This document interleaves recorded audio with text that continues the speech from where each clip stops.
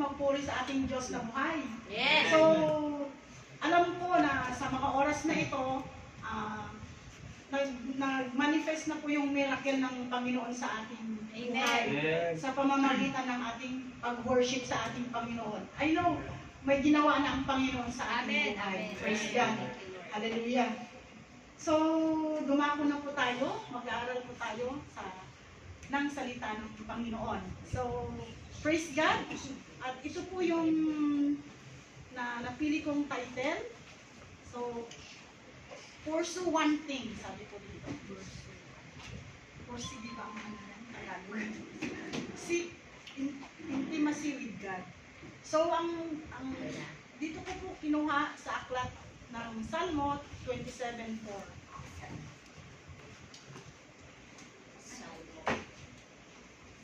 Praise God, tayo po yung manalangin muna. Hallelujah, O God. Panginoon, salamat po, O God, sa patuloy mo, O Lord, na paggabay, O God, sa aming mga buhay, O God. Lord, salamat po, Lord, sa iyong presensya, O God, sa mga oras na ito, Ama, O God. Tunay nga po, Lord, na kayo, O God, ay hindi nagbabago. Noon, ngayon, at magpakailanman, Ama, O God. Panginoon, sa mga oras na ito, Lord, hindi po, O God, humingi po ako, Lord, ng kapatawaran, Ama, O God, anong mga bagay, O God, na nagawa ko po, Lord.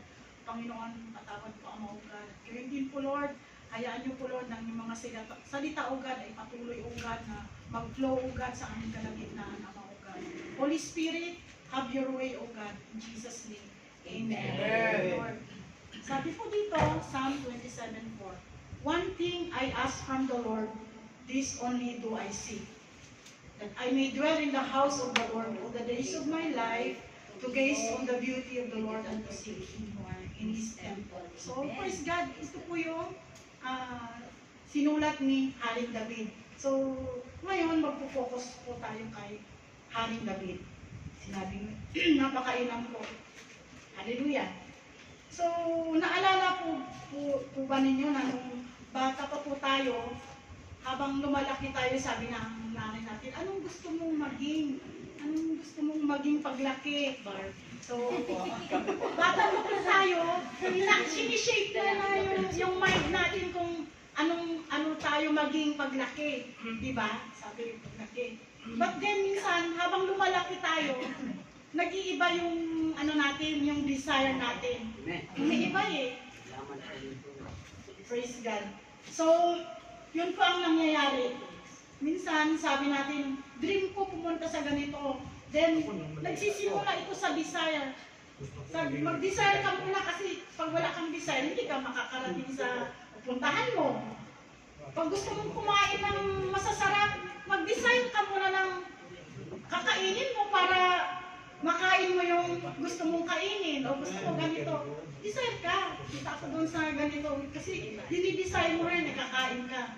So minsan, isa din yung sa family natin, dinidesire natin na pag after dito sa Saudi Arabia, gusto natin makasama natin yung family natin, hindi po ba?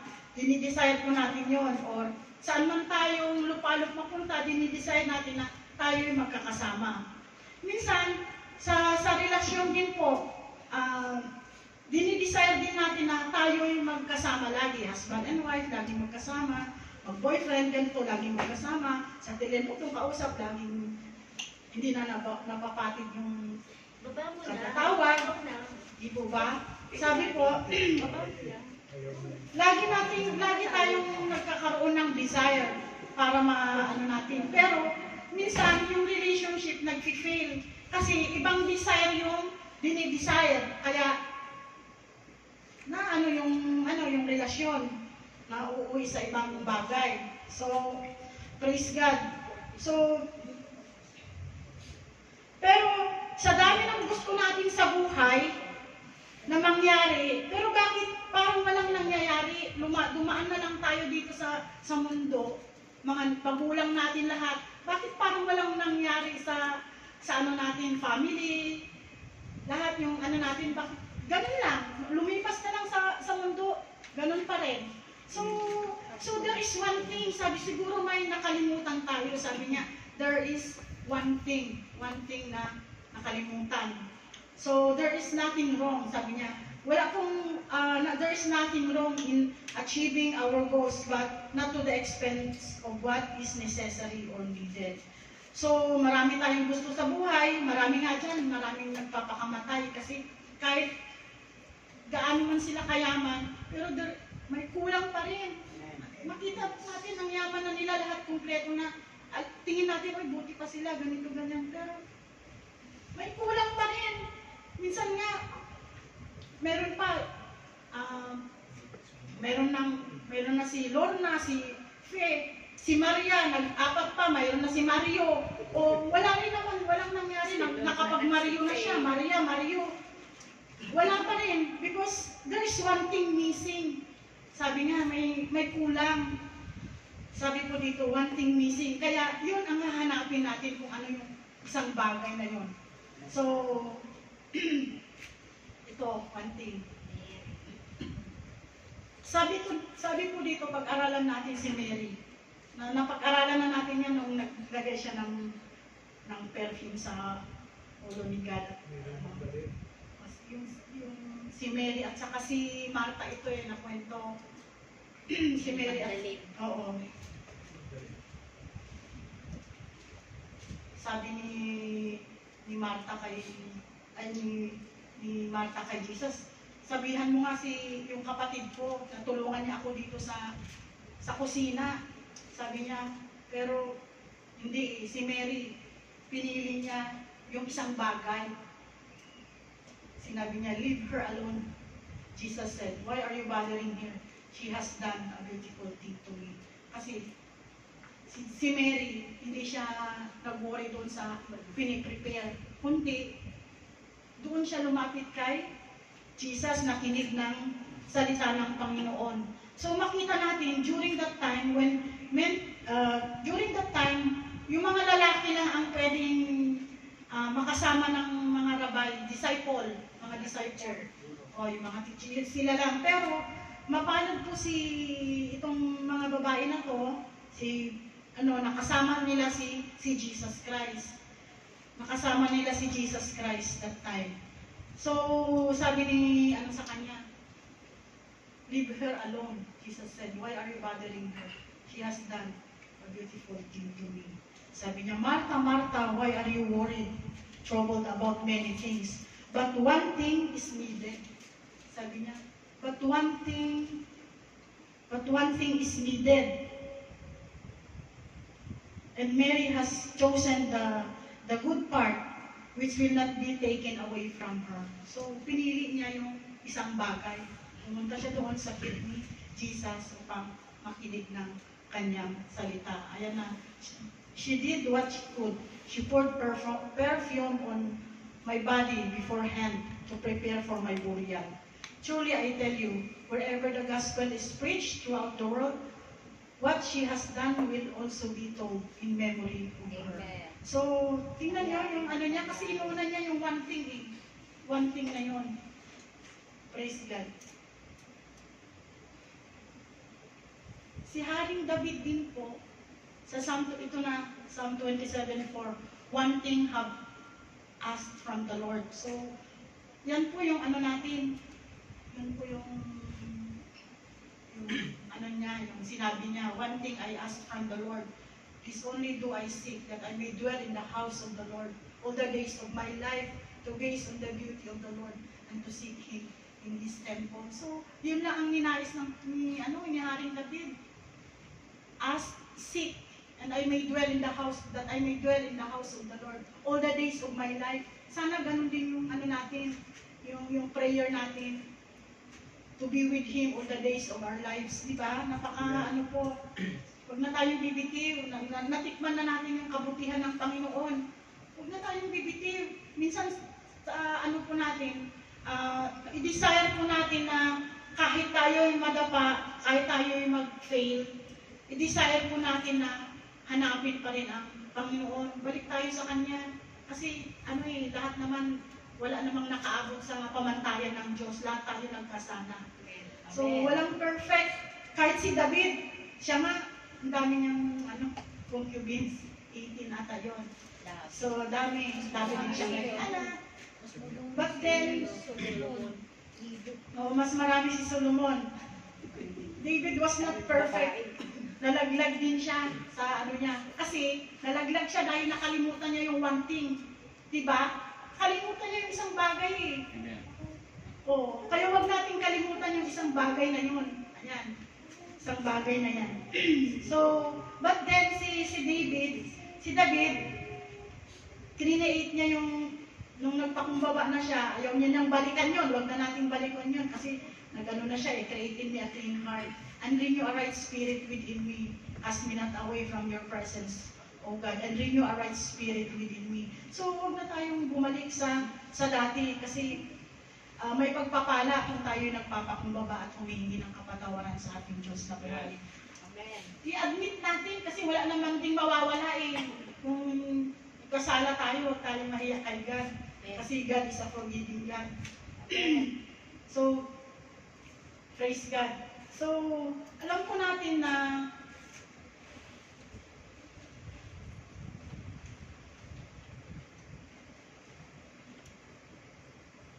ito, kahit na nagkasala si Haring David, andyan kasi yung covenant sa kanya eh. Pinasa pa rin niya yung ano sa kanya, yung covenant doon sa ano niya. So yung saling lahi na, sabi niya, nevertheless, he committed all sins his father has done before him. Ito yung isang anak niya. His heart was not fully devoted to the Lord, his God, as the heart of David, his forefather, has been.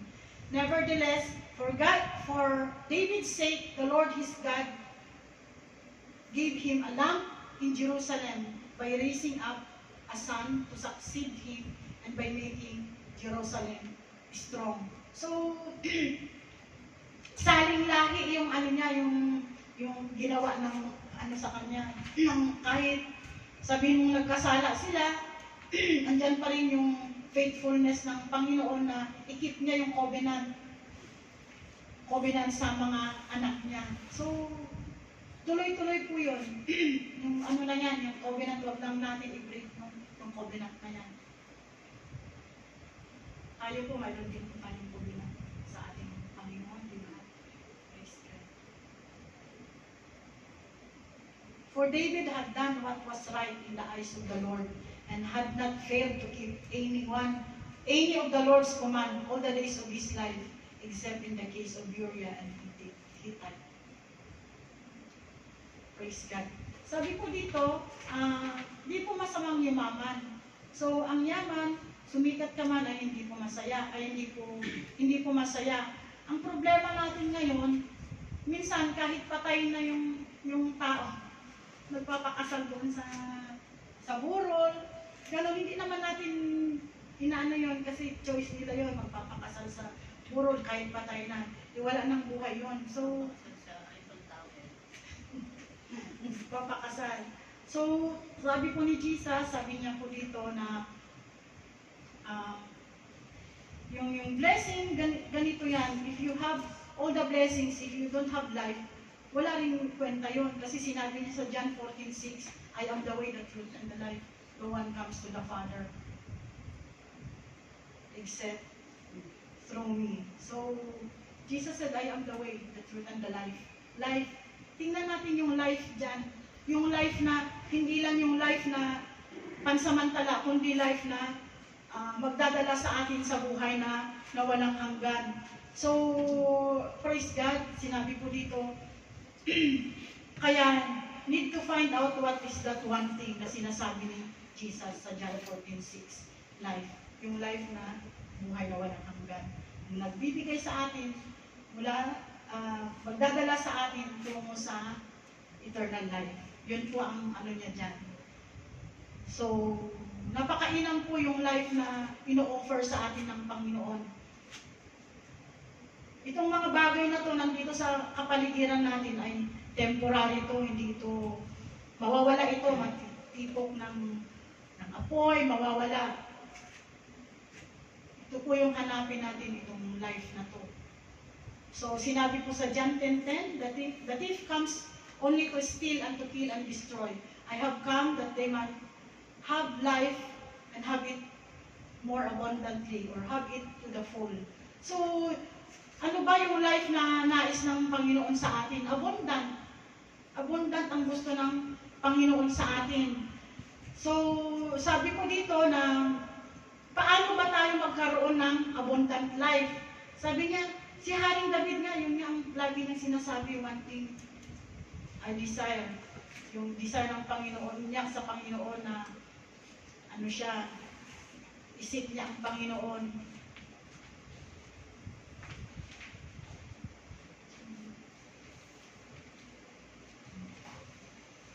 Sabi niya, one thing I have desired of the Lord that I will seek. Laging isisik natin ang Panginoon. Praise God. So, kung nais po natin magkaroon ng abundant life, hanapin po natin ang Panginoon. Si Jesus kasi siya lang ang nagbibigay ng buhay sa atin. Glory to God. Masira man itong mga ano natin, praise God. Kasama natin siya. So, sabi ko dito, kaya si David, he has only one thing, to seek intimacy with God. How did we know that? Ito nga, sabi niya, one thing I ask from the Lord, is only to I seek, that I may dwell in the house of the Lord all the days of my life, to gaze on the beauty of the Lord and to seek Him in His temple. So, seek the one thing that will give everything to you. So, anong gagawin natin? Ask God. Sabi nga dito, akala natin, yung mga trabaho natin, nakapagbibigay ng happiness sa atin. Hindi, kahit yung mga kayamanan natin, katanyagan, hindi yung nagbibigay hindi yung nagbibigay ng kaligtasan or satisfaction sa ating buhay, kundi yung one thing lang talaga ang nagbibigay ng satisfaction sa ating buhay. So, si God lang ang pwedeng makapagbigay ng satisfaction na yon. Praise God. So, ito, himay-himayin po natin ito. Sabi po dito, sabi po ng Panginoon, ask, sabi niya.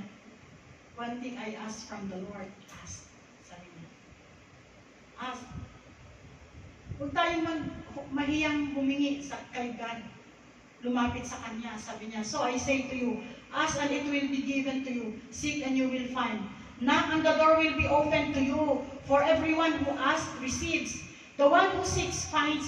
And to the one who knocks, the door will be open. So, huwag po tayong mahiya na lumapit sa ating Diyos na buhay. Minsan, ay, nakakaya kay Lord, nagkasala ako, ganito. Huwag po tayong magtago sa Kanya. Lumapit tayo sa Kanya para bibigyan niya tayo ng favor, ng forgiveness. Nag-o-offer siya ng forgiveness. Lahat, kailangan magkaroon tayo ng intimate relationship with Him kasi kung magkaroon tayo ng intimate relationship with Him, hindi tayo mahiya humingi sa Kanya, di ba? Paglapit pa lang natin, hindi tayo nahihiya sa Kanya. Ask. Sabi niya, bakit? Sabi niya, bakit? You do not have because you do not ask. Minsan ganun tayo nahiya tayo. Kaya maging open tayo kay God. Kasi, maging open tayo sa Kanya, Lord. Gusto ko lang ganito. Pakiayos lang. Minsan nga, Lord, pakiayos sa inner, sabi ko, Lord, pakiayos naman po, Lord. Minsan tayo, kinakausap natin yung sarili natin, pero actually, si God yung wini-whisperan natin, di po ba? Minsan, Lord, pakiayos naman, di ko kaya to. Minsan ganun yung natin. So, you do not have because you do not ask. So, wag po tayong mahiya kay God na humingi. Mag-open sa Kanya. Yun ang importante. Anak na tayo Dapat yung relationship natin sa Kanya umi-increase, lumalapad, tumataas, lumalalim. So, huwag tayong mahiya as we grow in the grace and knowledge of His Son, Jesus Christ. So, habang mayroon tayong communication sa Kanya, syempre, nadidevelop yung intimacy natin sa Kanya. Nadidevelop yung intimacy natin sa Kanya. So, napakailang po na lagi po natin i-open yung heart natin sa Kanya. Hindi po tayo dapat doon sa doon sa kapitbahay, doon sa ganito. Kasi marites na yun minsan. Hindi, yun. Mas mainam, dumiretso muna tayo kay God. Kasi siya talaga yung magbibigay ng solusyon Siya talaga yung magbibigay ng solusyon. pwedeng lumapit tayo kay pastor, kay ganito, ganyan. Kaya lang, ipag-pray pa rin natin. Kasi minsan, si pastor, si ganito, marami na rin yung problema, kaya tayo dapat lumapit sa Panginoon. Tayo hingingin sa Panginoon. Kasi yun ang nais ng Panginoon. Amen. Hindi po yung lagi, ay, ikaw na lang pastor, pag-pray mo ako, pag-pray mo ako. Hindi ang nais ng Panginoon, tayo lumapit sa Kanya, individually, kasi, hindi nga sabi, mas malakas ka kasi pastor Sabi nga, mas malakas ka kay God, hindi may ano na tayo, may access na tayo sa Panginoon, anak niya tayo, kaya huwag tayong mahiya sa Kanya na lumapit. Minsan nga, yung mag-boyfriend, nasa ano bumisita na sa bahay. Naalala ko yung tita ko, nagbumisita na sa bahay, inabot na siya ng ilang oras doon. Walang katapusang kwentuhan. Para nakikita, tagal naman nila tita, bata pa ako noon. Tagal naman nila tita, ano kaya pinagkikwentuhan nila? Kasi sabi ng lola ko, bantayan mo si tita mo, aw-aw ha, tsaka si boyfriend niya. Lakad-lakad din ako. Kasi sabi ko, ang tagal-tagal na nila mag-usap. Sabi ko, tingnan nyo ha, silang dalawa. Tapos pagdating pa dun sa bahay, nakarating ka na ba? Tawag, nandyan ka na. Pag-uusap uli. Tapos pagtatawanan na lang dun sa cellphone, tignan nyo, hanggang sa bahay, hanggang mag-umaga na, nag-uusap pa rin. Pero hindi natin alam kung ano mga pinag-uusapan. So ganun po ang ng Panginoon, ang gusto ng Panginoon sa atin. Huwag tayong magsawang lumapit sa ating Diyos na buhay. So, huwag po tayong mahiya. So, praise God. Sabi po dito sa John 14:13-15, and I will do whatever you ask in my name, so that the Father may be glorified in the Son. You may ask me for anything in my name, and I will do it. If you love me, keep my command. Tingnan mo, keep my command. Ano ba yung command niya dyan? Ask! Ask ka, mag-ask ka. Sabi niya, ask. Ano yung kinukuman niya yan? Ask ka, mag-ask ka. So, wag mahiya kay God na mag-ask. So, oo nga.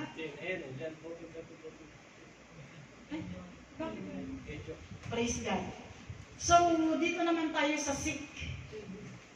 Seek naman tayo. Ask, seek. So, yung seek po, yan, is only do I seek. Lagi, seek, lagi. Seek naman siya, ask, seek. So, ang seek, hanapin mo yung something valuable, di ba? Hanapin mo yun. Hanapin mo kahit yung ang pakaw ng sing-sing dyan or pakaw ng earrings. Pag nawala, hinahanap mo talaga, balik-balik tayo yung mga ano dyan. Hahanapin mo. So, ganun din ang ng Panginoon. Ganun ang gusto ng Panginoon sa ating buhay. Ayan nga basta isip mo, hanapin mo kung ano yung ano. Kasi, ano yun, mahalaga yun. Bakit mo hinahanap? So, ganun din po dapat yung ano natin sa Panginoon. Mahalaga siya, kaya sinisik mo siya So, yun ang nais ng Panginoon. What you seek in life determines what you really worship. So, tingnan mo, kung sinisik mo si God, hinaalam mo kung sino yung sinasamba mo. Paano kang sinisik mo? Puro mga material na bagay.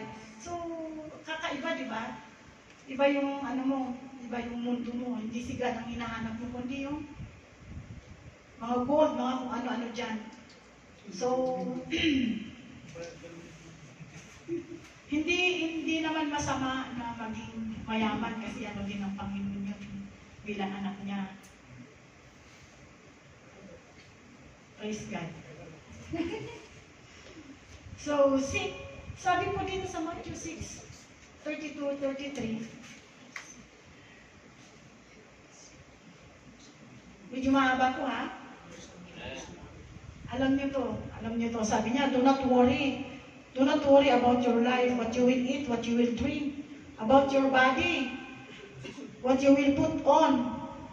So, tingnan niyo yung mga ibon sa kalawakan. Hindi nga sila nag-worry. Nag-ano lang sila, naglipat-lipat, tapos mamaya. Tapos mamaya-maya may pagkain na sila, papasok na sila doon sa nest nila. So, how much more tayo, yung mga ano sa tubig, yung mga bulaklak doon, yung mga lilis, nagbo-bloom lang sila, ang gaganda. Pero bakit wala naman silang ginagawa? But because the Father feeds them, di ba? Hindi niya, how much more tayo? How much more tayo ng mga anak niya? Kakalimutan ba niya tayo? Hindi. Pero sabi ng Panginoon, sabi niya, for these things, the Gentiles seek. Ito yung hinahanap kasi ng mga hindi mananampalataya, yung hindi pa natin kilala ang Panginoon. Usually, ito yung mga hinahanap natin. Kung ano bang mga bagay-bagay dyan. Kala natin yun ang magbibigay ng satisfaction sa atin. Pero alam ni Lord yung mga pangangailangan. But sinabi ng Panginoon, but seek ye first the kingdom of God and His righteousness, and all these things shall be added unto you. So, isip po natin ang ating Panginoon kasi idadagdag niya lahat ng ating mga pangangailangan. At hindi po tayo dapat mag-worry sa kahit sa kinabukasan. Kasi sinabi pa rin niya, give us this day our daily bread. Tingnan mo, daily bread. We have to pray every day kasi daily bread eh. So, lagi tayo, araw-araw tayo mag-pray kasi ang ipoprovide lang ng Panginoon yung daily bread, daily. We have to, kailangan hindi mapatid yung pag-ask natin sa Kanya, pag-seek natin sa Kanya, kasi ipoprovide niya lahat. So, praise God. Give your best to God because ang promotion galing kay God. Amen. Praise God. Hallelujah. Lahat po ng promotion galing kay God. Seek Him first. Seek His kingdom first and His righteousness. So, praise God.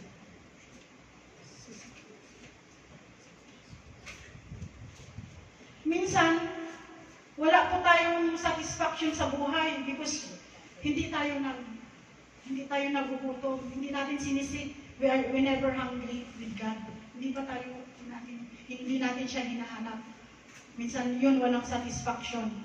So, praise God kasi nakilala na natin ang Panginoon na tayo ay meron ng satisfaction sa buhay kasi siya lang naman yung magbibigay ng sagot sa puwang ng ating buhay. So, sinabi po dito, Jeremiah 29:12-13, then you will call on me and come and pray to me, and I will listen to you. You will seek me and find me when you seek me with all your heart.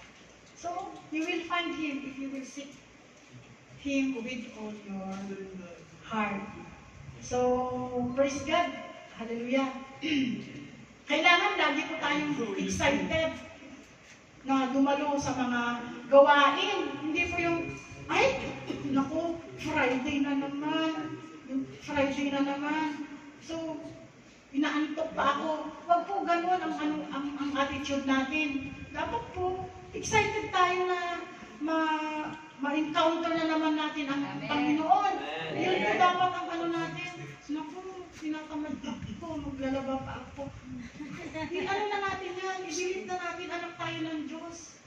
So, paano ka uulanan ng pagpapala kung ganun yung attitude natin? Hindi eh. Kung mabagal ka sa Panginoon, mabagal din yung niya sa'yo, bugso niya sa'yo. So,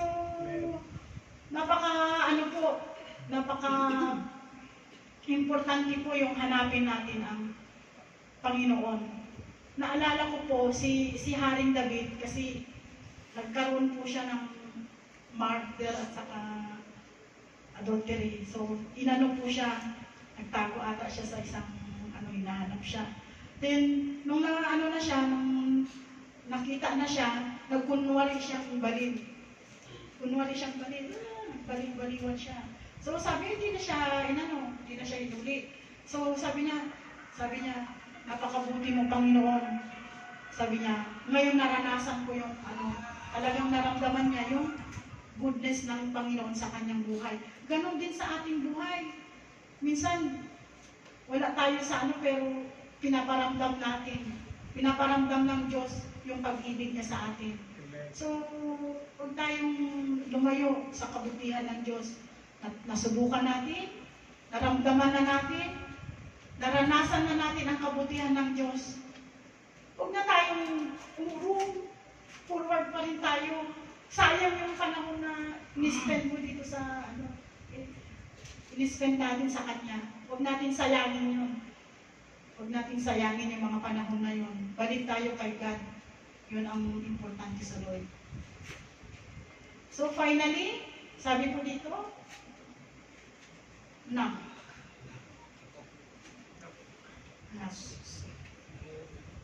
Kasi sinabi niya dito,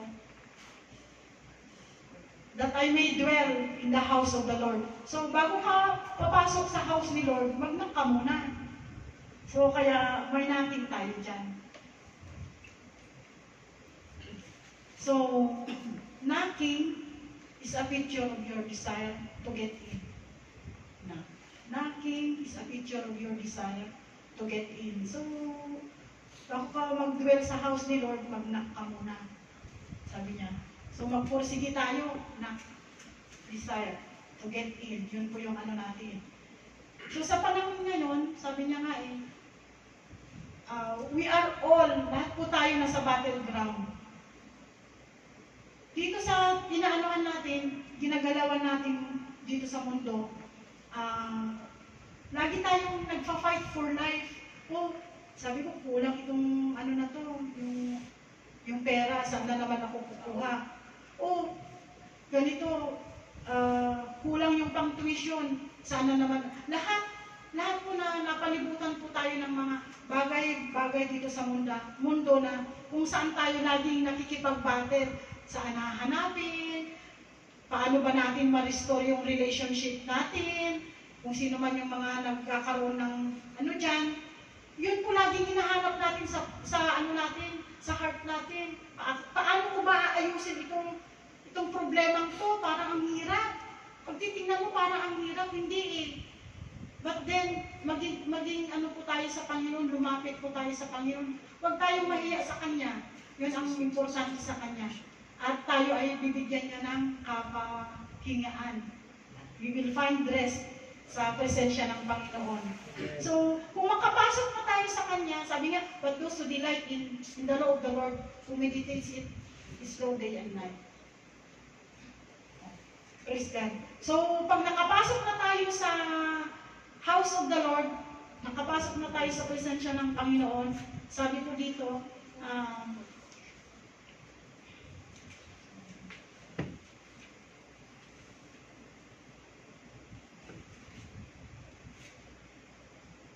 nakapasok na tayo sa presensya ng Panginoon, that I may dwell in the house of the Lord all the days of my life. So kasama tayo dyan.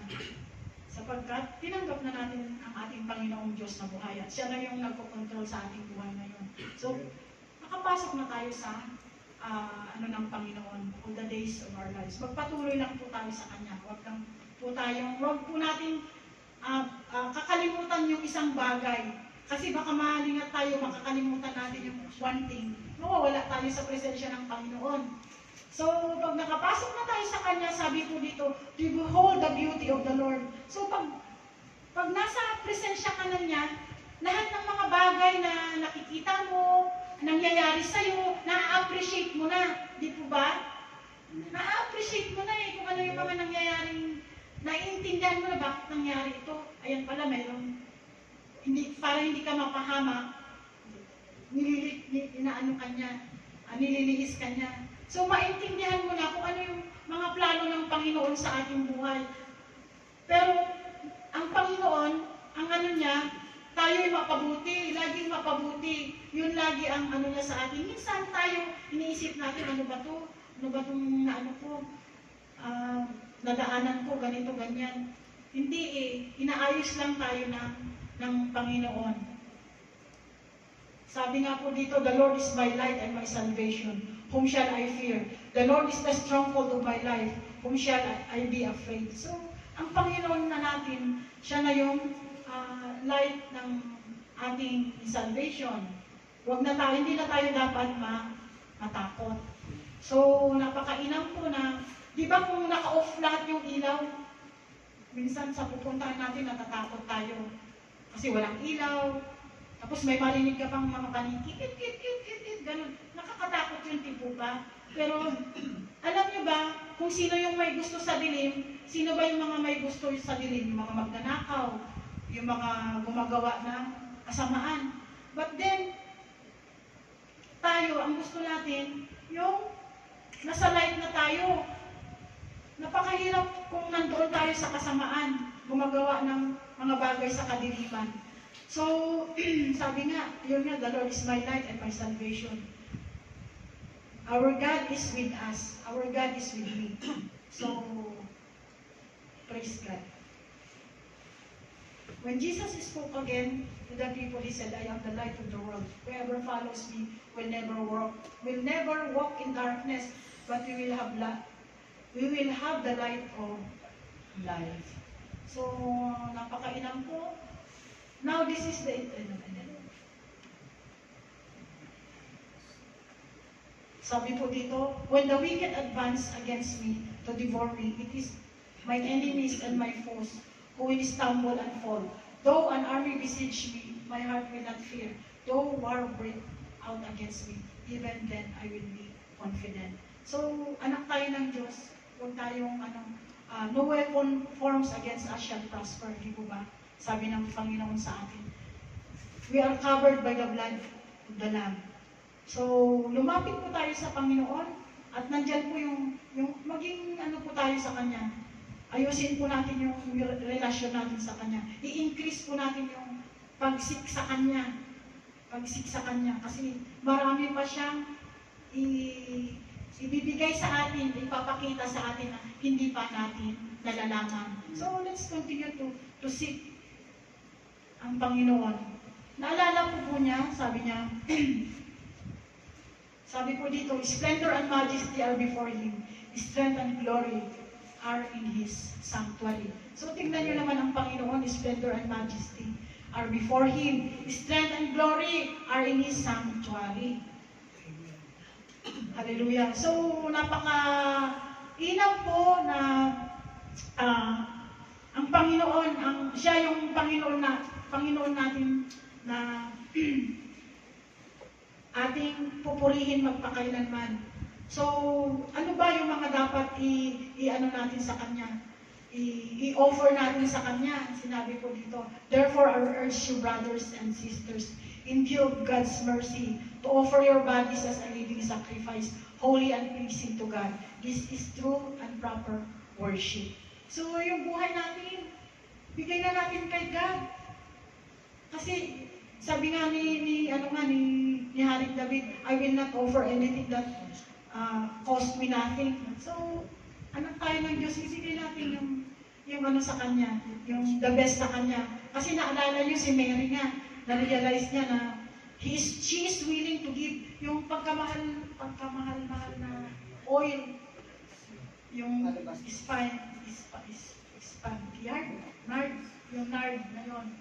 nard oil, na pinor out niya lahat doon sa head ni Jesus. So, tingnan nyo, napaka-expensive oil na yun.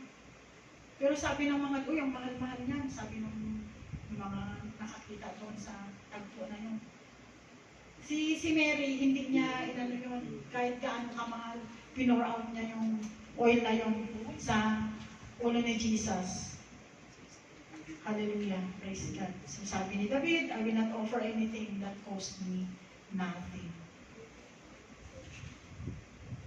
So, lahat po ibigay po natin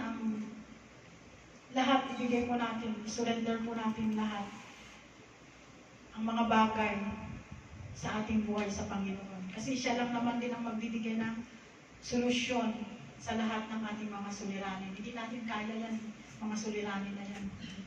Mahirap sagutin. Hindi kaya ng natin, ng kaisipan natin. Kailangan talaga natin si God to help us sa mga masolusyonan ng ating mga problema.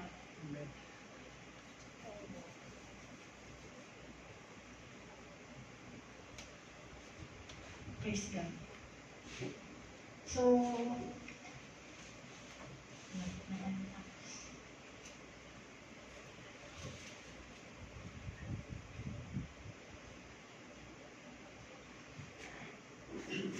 Si Haring David po, nagkaroon po siya ng habit. So, kahit may ups and downs siya, patuloy siya sa Panginoon. Sabi niya, so, nais din ng Panginoon, yung habit niya, maging habit din natin. Hindi yung gising siya ng maaga, nagpupuri siya, maawit. Hindi mo alam kung paano na siya sumayaw, para na siyang, kung titingnan mo, parang baliw na siya sumayaw Pero, yun yung ano niya sa Panginoon, worship niya sa Panginoon. So, may mga habit na dapat tayong gawin sa ating buhay para yung pananampalataya natin mag-increase. Hindi lang tayo maging attendee lang or kung ano, basta ang nais ng Panginoon, mag-grow din tayo. Mag-grow din tayo sa Panginoon. Nais niya tayo tumangkad din sa Panginoon. So, ano ba yung mga habits na dapat natin how to dwell in God's presence? Ito po, simple lang. Start your day with the Lord. So, umaga pa lang, let's start to communicate with God. Diba? Siguro sa simula, hindi naman kailangan sobrang haba. Kung ano yung nasa heart natin, simpleng panalangin. Let's start as we grow in the grace and knowledge of His Son, Jesus Christ. Diyan naman tayo nagsisimula sa mga maliliit na bagay. So, Lord, papasok na naman po muli ako. Proteksyonan niyo po ako. Mga simpleng bagay, it's a prayer. Sabi, yan, start the day with the Lord. Ang hirap kasi pag wala kang payong Pagdating mo sa trabaho, parang iba yung dating ng demonyo sa'yo, parang kang lalo ka din, lalo ka din dikdikin. Ayaw ko kung naranasan nyo yun, ako naranasan ko yan, pag walang prayer, tapon yung, basta maramdaman nyo yan, pag wala kang prayer, ang bilis ng kaaway sa'yo, yung pag-atake ng kaaway sa'yo. So, mga kaunting bagay lang, ang bilis umatake ni Diablo pag walang prayer. So, isa pa, memorize God's promises. Yung salita ng Panginoon. Pag-aralan natin ang salita ng Panginoon. Napaka-importante ang salita ng Panginoon. So, always rest in God's presence. So, yun po ang ng Panginoon. Sa presensya ng Panginoon, sa banal na Espiritu tayo mag-depend kung ano yung leading ng Holy Spirit. I-ano natin sa Kanya, hindi po yung sarili nating kakayanan. Kasi kung sarili nating kakayanan, maano po tayo, mawawala po tayo. So, always ask God's presence, the presence of the Holy Spirit. So, another one, take other believers with you. Itong 1, 2, 3 na to, nasa bahay ka. Sabi niya, nasa bahay ka, take other, itong 1, 2, 3. Pero yung pang-apat, ikaw na, ito na yung bagay, ito na yung time na lumabas ka sa lungga mo, sa bahay, pumunta ka, mag-worship ka, together with the believer. Ito na po yung ginagawa natin. Kaya take other believers with you. Alam niyo po, noong unang panahon, araw-araw po sila nag-meet sa temple court para mag-worship. Tingnan niyo, araw-araw sila. So, napaka-importante po na let us worship with other believers. Napaka-importante po yun kasi because you cannot exercise real love until you are one in the body of Christ. Yun po, kailangan po sama-sama tayong mag-worship sa Panginoon. Sabi nga po dito